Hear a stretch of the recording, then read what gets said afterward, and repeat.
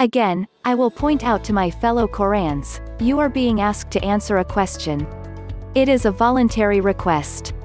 If you can't keep your disdain and negative judgment out of your answer, don't reply at all. Blank. The moment you brought up love, it was over. He may be too kind to say it, but you've broken the rules.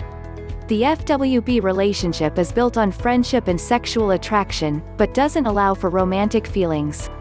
In fact, it's the sexual heat and purposeful separation from daily life that makes FWB so hot. Most of the time, FWB doesn't translate to a romantic LTR. LTRs focus on getting to know each other. You talk about your feelings and your history in a search for compatibility. We look for intellectual, romantic connection as well as shared goals.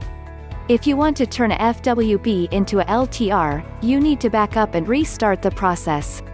If your FWB happens to be compatible with life goals and wants a romantic commitment, you're set. So, what do you do now? You let your FWB off the hook. Tell him thanks for the fun and let him go. Then turn your focus to dating and looking for compatible men who want the same things you do.